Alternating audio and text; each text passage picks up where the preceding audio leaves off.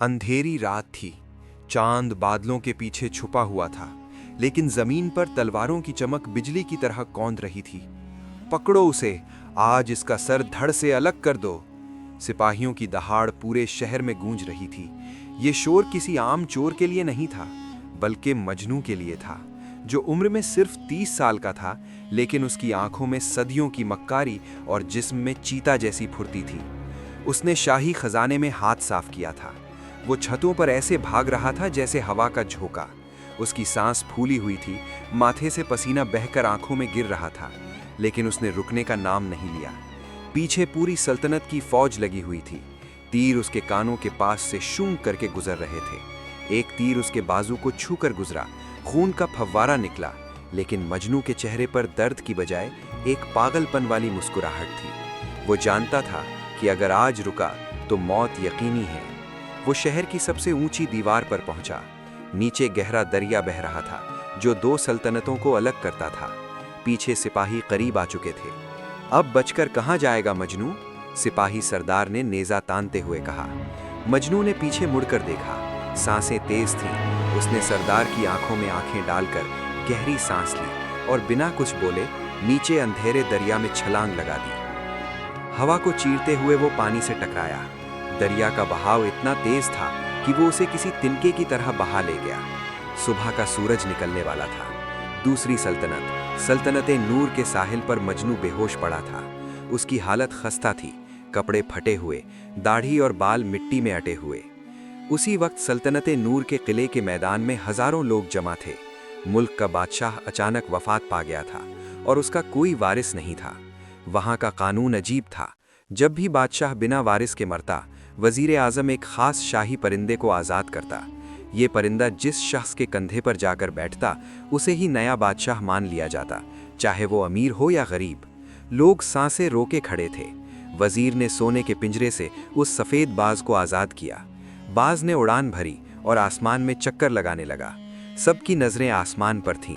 बाज शहर के ऊपर घूमता रहा और फिर अचानक तेजी से दरिया के किनारे की तरफ लपका। वजीर और शाही सिपाही घोड़ों पर सवार होकर बाज के पीछे भागे। मजनू को होश आ रहा था। उसने आंखें खोलीं तो देखा कि एक सफ़ेद बाज उसके सीने पर बैठा उसे घूर रहा था। मजनू ने डरकर उसे हटाना चाहा। हट, खाएगा क्या मुझे? वो अभी उठ ही रहा था कि घोड़ों की टापों की आवाज आई। देखते ही देखते सैकड़ों सिपाहियों ने उसे घेर लिया। मजनू घबरा गया। उसे लगा कि पिछली सल्तनत के सिपाही यहाँ भी आ गए। वो भागने के लिए उठा ही था कि अचानक तमाम सिपाही, वजीर और वहां मौजूद लोग मजनू के सामने जमीन पर झुक गए। बादशाह सलामत की जय हो, हमारा नया बादशाह मिल गया। मजनू की आंखें फटी की फटी रह गई। वो जो कल रात तक मौत से भाग रहा था, आज एक अनजान मुल्क का बादशाह बन चुका था। वजीर ने आगे बढ़कर मजनू के फटे हुए कपड़ों के बावजूद उसके सर पर शाही ताज रख दिया। मजनू ने उस चमकते हुए ताज को छुआ, फिर झुके हुए वजीर को देखा और फिर अपनी पुरानी आदत के मुताबिक उसके होंठों पर एक मक्कार मुस्कुराहट आ गई। बादशाह, उसने धीरे से कहा, यानी अब चोरी करने के लिए भागना नहीं पड़ेगा, अब तो सब कुछ मेरा है। दरबार लगाया गया। मजनू तख्त पर बैठा था। ये उसका पहला दिन था। वजीर ने अदब से पूछा, जहां पना, अपनी सल्तनत के लिए क्या हुक्म है? खजाना खाली हो रहा है, लोग परेशान हैं। मजनू ने तख्त के पाए पर उंगलियां फेरी और कहा, सुनो वजीर, आज से इस सल्तनत का कानून बदल गया है। आज से चोरी करना कोई जुर्म नहीं होगा। जो जितनी सफाई से चोरी करेगा वो उतना बड़ा कलाकार माना जाएगा। और हाँ, अगर किसी ने चोरी की शिकायत की तो उसे कैद खाने में डाल दिया जाएगा। वजीर और दरबारी हैरान रह गए। लेकिन बादशाह सलामत, ये तो तबाही है। मजनू ने गुस्से से वजीर की तरफ उंगली उठाई। उसने अपनी गर्दन पर हाथ फेरते हुए इशारा किया कि अगर जुबान चली तो गर्दन कट जाएगी। मजनू का दौर शुरू हो चुका था। एक चोर अब बादशाह था और उसने पूरी सल्तनत को चोरों की बस्ती बनाने का फैसला कर लिया था। लेकिन वो नहीं जानता था कि ये ताज उसके सर पर फूलों का नहीं, कांटों का है, और जल्द ही लोग उसे ऐसी चीज की लालच देंगे जो उसकी मौत बन जाएगी। सल्तनते नूर अब चोरों की बस्ती बन चुकी थी। दिन दहाड़े बाजारों में दुकानें लूटी जा रही थीं। शरीफ लोग घरों में दुबक कर बैठ गए थे और चोर उचक के सीना तान कर घूम रहे थे। मजनू का हुक्म था कि जो हाथ की सफाई दिखाएगा वो इनाम पाएगा। एक दिन भरा दरबार लगा हुआ था। मजनू अपने शाही तख्त पर बैठा अंगूर खा रहा था। अचानक एक बूढ़ा सौदागर रोते हुए अंदर आया। उसके कपड़े फटे हुए थे। दुहाई है बादशाह सलामत, दुहाई है, सौदागर ने चीख कर कहा। मेरी जिंदगी भर की कमाई, मेरे हीरे जवाहरात सब लुट गए। आपके सिपाही वहां खड़े तमाशा देखते रहे। मजनू ने अंगूर का दाना मुंह में डाला और हंसने लगा। उसने नीचे बैठे हुए अपने नए शाही चोरों की तरफ देखा और कहा, तो इसमें रोने की क्या बात है बाबा? जिसने तुम्हारे हीरे चुराए, सोचो वो कितना माहिर कलाकार होगा। तुम्हें तो उसकी तारीफ करनी चाहिए थी। सौदागर हैरत से मजनू का मुंह तकने लगा। लेकिन बादशाह, वो मेरी मेहनत थी। मजनू का चेहरा अचानक सख्त हो गया। उसने गुस्से से वजीर की तरफ इशारा किया। इस बूढ़े को ले जाओ। इसने एक माहिर चोर की कलाकारी की तौहीन की है। इसे कैद खाने में डाल दो ताकि बाकी लोगों को सबक मिले। सिपाही सौदागर को घसीट कर ले गए। दरबार में सन्नाटा छा गया। वजीर खास, जिसका नाम हामिद था, उसने ये मंजर देखा तो समझ गया कि अगर ये पागलपन चलता रहा तो सल्तनत खत्म हो जाएगी। उसने मजनू को मारने का प्लान बना लिया, लेकिन सीधे तरीके से नहीं, बल्कि दिमाग से। रात के वक्त जब मजनू अपने कमरे में हीरों से खेल रहा था, वजीर हामिद दबे पांव अंदर आया। बादशाह सलामत, हामिद ने अदब से झुककर कहा। मजनू ने हीरा रोशनी में देखते हुए कहा, क्या है हामिद? अगर कोई शिकायत लाए हो तो तुम्हें भी अंदर करवा दूंगा। हामिद ने एक गहरी चाल चली। वो मुस्कुराता हुआ मजनू के करीब गया और धीरे से बोला, नहीं हुजूर, मैं शिकायत नहीं, खुशखबरी लाया हूँ। मैं देख रहा हूँ कि आपको दौलत और ताकत का शौक है, लेकिन ये सल्तनत तो बहुत छोटी है। मजनू के कान खड़े हो गए। उसने हीरा नीचे रखा। मतलब? हामिद ने अपने हाथ हवा में फैलाए, जैसे कोई बहुत बड़ी चीज दिखा रहा हो। सुना है कोहे बला, यानी बला का पहाड़, उस पहाड़ की गुफाओं में एक तिलिस्मी ताज छुपा है। जो उसे पहन लेता है वो सिर्फ एक मुल्क का नहीं, बल्कि पूरी दुनिया का बादशाह बन जाता है। उसके सामने कोई फौज नहीं टिक सकती। मजनू की आंखों में लालच की आग जल उठी। पूरी दुनिया का बादशाह? हामिद ने झूठी फिक्र दिखाते हुए कहा, लेकिन हुजूर, वहां जाना मौत को दावत देना है। आज तक हजारों गए पर कोई वापस नहीं आया। वहां अजीब मखलूकात हैं, जादू है। आप ये खतरा मत लीजिए। ये सुनना था कि मजनू की जिद जाग गई। मौत? मजनू मौत को रोज धोखा देता आया है। वजीर, तू मुझे डरा रहा है। मजनू तख्त से उठ खड़ा हुआ। उसने फैसला कर लिया था, वो उस ताज को पाने के लिए किसी भी हद तक जा सकता था। अगली सुबह मजनू सफर के लिए तैयार था। उसने शाही लिबास उतार कर वही पुराने चोरों वाले कपड़े पहन लिए, क्योंकि वो जानता था कि पहाड़ों में बादशाह नहीं, एक माहिर चोर ही जिंदा रह सकता है। उसने अपने कमरबंद में खंजर खोसा और घोड़े पर सवार हुआ। जाते वक्त उसने वजीर हामिद को अपने पास बुलाया। मजनू ने वजीर की आंखों में आंखें डालकर उंगली उठाई और धमकी दी, सुनो वजीर, मैं जा रहा हूं वो ताज लाने। मुझे ठीक 30 दिन लगेंगे। अगर मैं 30 दिन में वापस ना आऊं तो समझ लेना मजनू मर गया। फिर जिसे चाहो नया बादशाह बना लेना। लेकिन अगर मैं वापस आया और मेरा तख्त महफूज ना मिला तो तेरी गर्दन चील को खिला दूंगा। वजीर ने झुककर कहा, जो हुक्म बादशाह सलामत। दिल ही दिल में वजीर खुश था, क्योंकि वो जानता था कि जिस रास्ते पर मजनू जा रहा है वहां से आज तक कोई जिंदा वापस नहीं आया। मजनू ने घोड़ा दौड़ाया और शहर से निकलकर वीरानी की तरफ चल पड़ा। वो अकेला था, अनजान रास्तों पर, उस चीज की तलाश में जो शायद उसकी जिंदगी बदल दे या जिंदगी खत्म कर दे। कोहे बला का रास्ता वैसा नहीं था जैसे मजनू ने सोचा था। ये रास्ता पथरीला नहीं, बल्कि डर और खौफ से बना था। 2 दिन का सफर गुजर चुका था। मजनू का घोड़ा, जो शुरू में हवा से बातें कर रहा था, अब थककर चूर हो चुका था। तीसरे दिन की शाम जब मजनू एक तंग पहाड़ी रास्ते से गुजर रहा था, अचानक एक खौफनाक आवाज गूंजी। पहाड़ के ऊपर से चट्टानें गिरने लगीं। मजनू ने फुर्ती दिखाते हुए खुद को बचाया, लेकिन उसका घोड़ा डर गया। घोड़ा पिछले पैरों पर खड़ा हुआ और मजनू को नीचे गिराकर वापस पीछे की तरफ भाग निकला। रुको, कहाँ जा रहा है डरपोक? मजनू चिल्लाया, लेकिन घोड़ा जा चुका था।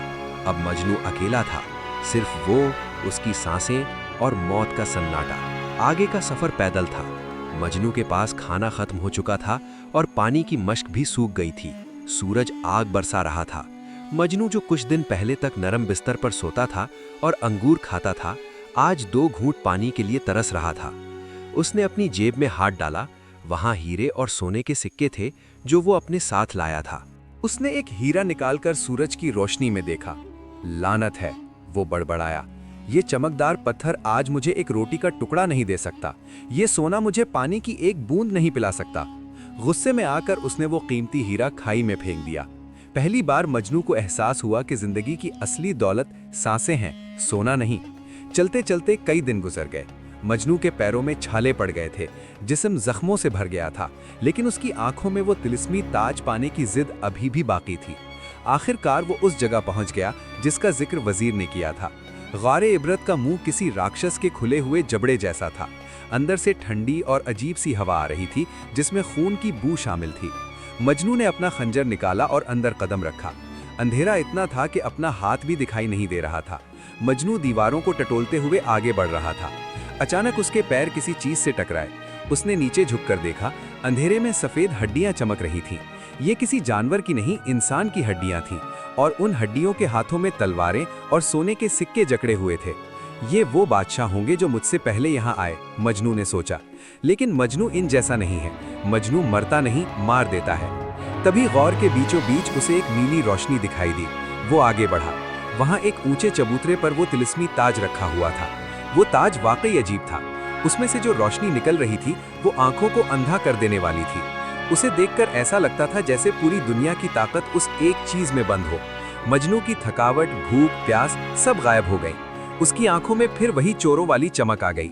आ गया, आखिर में पहुंच ही गया। मजनू पागलों की तरह हंसता हुआ आगे बढ़ा।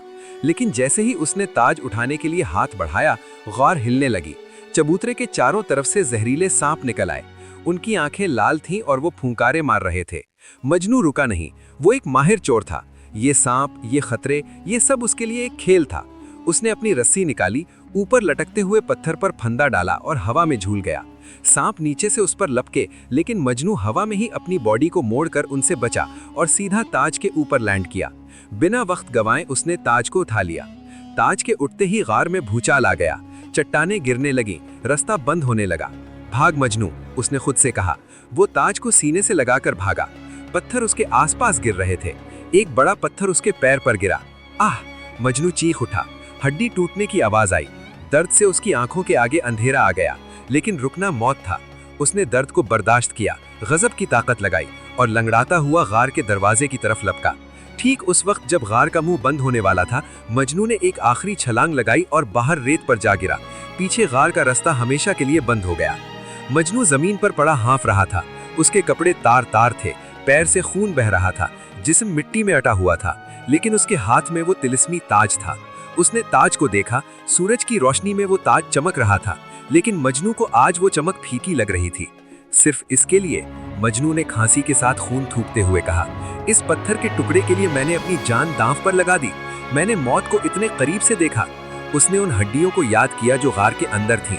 वो भी बादशाह थे, वो भी यही चाहते थे। आज वो मिट्टी बन गए। वहां उस वीराने में दर्द से तड़पते हुए मजनू के अंदर का चोर बादशाह टूट रहा था। उसे पहली बार एहसास हुआ कि ताकत ताज में नहीं होती, ताकत इंसान के अंदर होती है। ताकत जिंदा रहने में है, लूटने में नहीं। लेकिन अभी सफर खत्म नहीं हुआ था। 30 दिन में से 20 दिन गुजर चुके थे।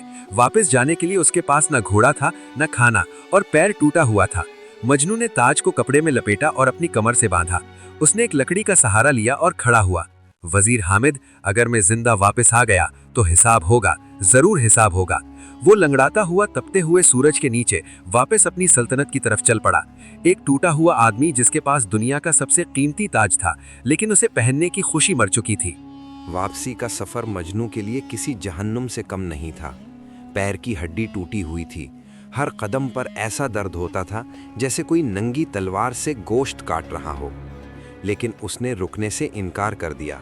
उसके जहन में वजीर हामिद का मुस्कुराता हुआ चेहरा था। तू मुझे मरा हुआ समझता है ना हामिद? मैं आऊँगा, अपनी मौत से लड़ कर आऊँगा। रास्ते में मजनू एक छोटे से गांव से गुजरा जो सल्तनत नूर की सरहद पर था। वहाँ हालात बहुत ख़राब थीं, लोग भूखे मर रहे थे। मजनू जो भेस बदले हुए था और बिल्कुल किसी फ़कीर जैसा लग रहा था, एक झोंपड़ी के बाहर गिर पड़ा। एक बूढ़ी औरत ने उसे देखा और पानी का प्याला लाकर दिया। मजनू ने पानी पिया और हाँफते हुए पूछा, माँ जी, यहाँ इतनी गुर्बत क्यों है? बादशाह मदद नहीं करता? बूढ़ी औरत ने नफरत से ज़मीन पर थूका। बादशाह? वो बादशाह नहीं, वो तो चोर है। उसने हमें लूटने की इजाज़त दे दी। लेकिन फसलें सूख गईं, व्यापार खत्म हो गया। सुना है वो मरने गया है। अल्लाह करे वो कभी वापस ना आए। ये अल्फाज मजनू के सीने में खंजर की तरह लगे। जिस चोर बादशाह बनने पर उसे नाज था, आज उसी नाम पर लोग लानत भेज रहे थे। उसने चुपके से अपनी कमर में बंधे हुए तिलिस्मी ताज को टटोला। मैंने ये ताज पाने के लिए जान लगा दी, उसने सोचा। लेकिन इस ताज ने मुझे क्या दिया? नफरत, बद्दुआएं। उस रात मजनू सोया नहीं। दर्द पैर में था, लेकिन तकलीफ दिल में थी। सुबह होते ही उसने वो लकड़ी उठाई और शहर की तरफ चल पड़ा। अब उसकी चलने की वजह बदल चुकी थी। अब वो सिर्फ अपना तख्त मचाने नहीं जा रहा था, वो इन लोगों की किस्मत बदलने जा रहा था। 30वां दिन और आखिरी दिन। सल्तनत नूर के महल में जश्न की तैयारियां हो रही थीं। सूरज ढलने वाला था। वजीर हामिद ने ऐलान कर दिया था कि मजनू मर चुका है और अब वो खुद बादशाह बनेगा। दरबार सजा हुआ था। हामिद शाही तख्त के पास खड़ा था, हाथ में नया कानून लिए हुए। मेरे प्यारे लोगों, हामिद ने झूठी उदासी के साथ कहा, हमारा बादशाह मजनू लालच में आकर मारा गया। अब इस सल्तनत को संभालने के लिए मुझे ये बोझ उठाना पड़ेगा। दरबारी वाहवाह करने लगे। हामिद ने शाही तख्त, पुराना वाला, उठाने के लिए हाथ बढ़ाया। तभी महल के बड़े दरवाजे पर शोर हुआ। हटो पीछे, रोको इसे। सिपाहियों की आवाजें आईं। दरवाजा धड़ाम से खुला। वहां दरवाजे के बीचों बीच एक शख्स खड़ा था। उसके कपड़े चिथड़े बन चुके थे, बाल मिट्टी में सने हुए थे, चेहरे पर जख्मों के निशान थे और वो एक टूटी हुई लकड़ी के सहारे मुश्किल से खड़ा था। पूरा दरबार हैरत से खामोश हो गया।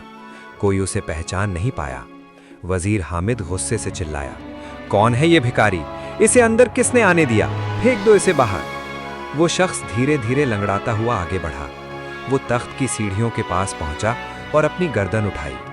भिखारी नहीं हामिद। उसकी आवाज फटी हुई थी, लेकिन उसमें बिजली जैसी कड़क थी। तेरा बाप आया है। मजनू ने अपने चेहरे से मिट्टी साफ की। हामिद के हाथ से ताज गिर गया। मजनू, तुम जिंदा हो? मजनू ने अपनी कमर से वो कपड़ा खोला और उसमें से तिलिस्मी ताज निकालकर तख्त पर रख दिया। ताज की रोशनी से पूरा दरबार जगमगा उठा। मैं जिंदा हूं, मजनू ने कहा, लेकिन वो चोर मर गया जो यहां से गया था। मजनू ने घूमकर दरबार को देखा। सब लोग सहमे हुए थे। हामिद, मजनू ने वजीर की तरफ उंगली उठाई, तूने कहा था 30 दिन। सूरज अभी डूबा नहीं है। ये तख्त मेरा है। हामिद घबरा गया। उसने सिपाहियों को इशारा किया, पकड़ो इसे, ये झूठा है, ये मजनू नहीं, कोई बहरूपिया है। सिपाही आगे बढ़े। मजनू के पास कोई हथियार नहीं था, सिर्फ वो टूटी हुई लकड़ी थी और टूटा हुआ पैर। लेकिन उसकी आंखों में जो आग थी, वो पहले कभी नहीं थी। जो एक कदम भी आगे बढ़ा, मजनू ने गरज कर कहा, वो अपनी मौत का जिम्मेदार खुद होगा। मैं चोर हूं, चोरी करना भी जानता हूं और गर्दन तोड़ना भी। सिपाही सहम कर रुक गए। मजनू ने तख्त पर रखे तिलिस्मी ताज को उठाया। क्या वो इसे पहनेगा या कुछ और करेगा? सबकी सांसें रुकी हुई थीं। दरबार में मौत का सन्नाटा था। सबकी नजरें मजनू और उसके हाथ में मौजूद उस चमकदार तिलिस्मी ताज पर थीं। वजीर हामिद का चेहरा सफेद पड़ चुका था, लेकिन उसकी आंखों में अभी भी मक्कारी बाकी थी। हामिद ने अचानक अपनी कमर से खंजर निकाला और मजनू की तरफ लपका।